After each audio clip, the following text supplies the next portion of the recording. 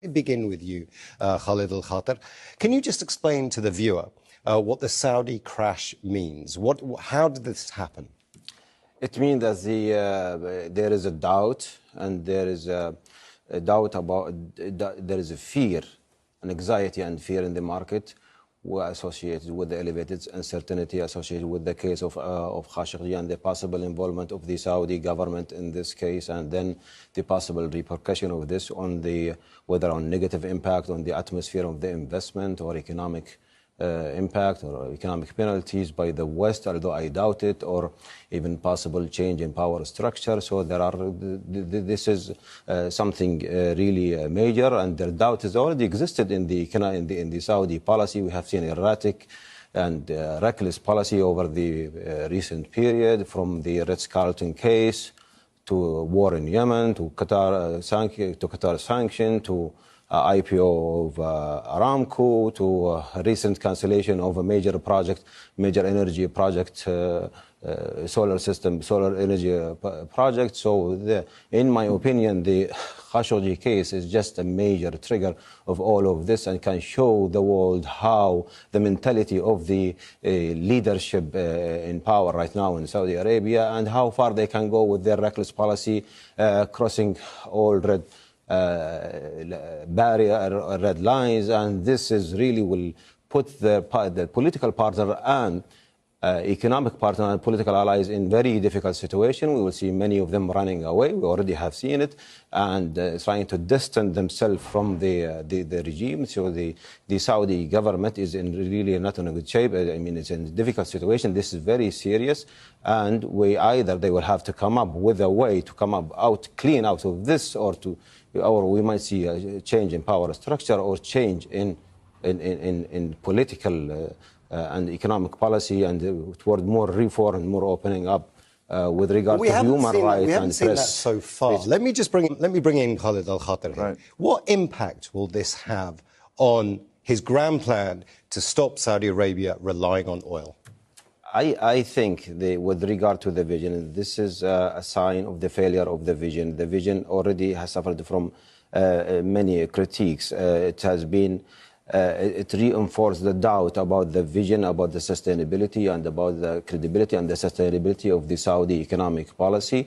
To me, by many economists, not just by me, to me, I am already pessimistic about this, because it does not address the real issue. The real issue in Saudi Arabia, what the need that the citizen needs: home, health, education, employment. You are talking about the highest inflation in the region, 20% in the youth.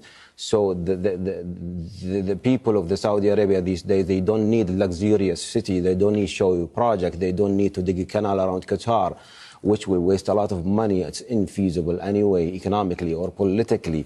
Beside the many other observations on the vision with regard to the negative impact on the labor market, on the private sector, and the method in which the tax was implemented. If I tell you from my own sources what I hear, that there are many businessmen in Saudi Arabia trying to get their money out these days to fear of being confiscated. So if you are not creating the right atmosphere, the right environment to attract FDI, to attract investment, this is very important. And the Khashoggi event is a major trigger. It's something built is there in the mentality of the leadership, the young leadership. So either we will see a change, or to find a way to get the government hands clean out of this, or it will be a serious disaster. A political reckoning, our guest says.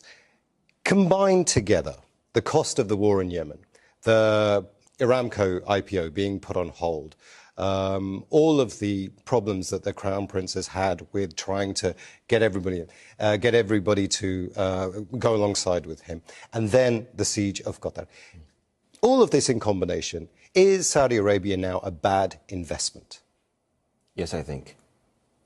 And we might see pressure by drawing attention to Saudi Arabia, and to that it might have some positive result, that you cannot get away with all of this, and the West cannot keep close an eye on it as it's going because of political interest or economic interest. We might see drawing attention to Saudi record in human rights and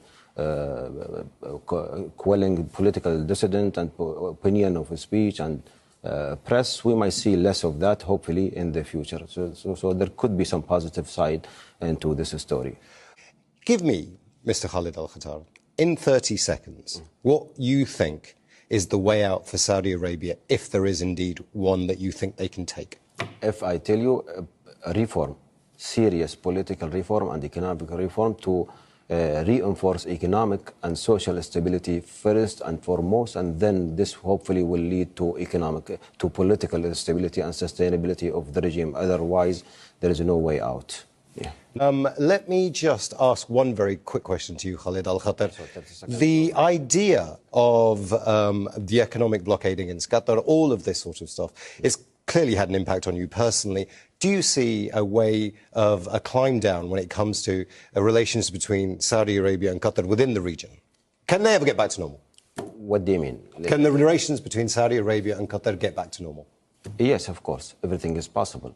If there is a will and there is like a good intention, it is possible. Good intentions. Well, thank you to all our guests. Khalid Al-Khattar.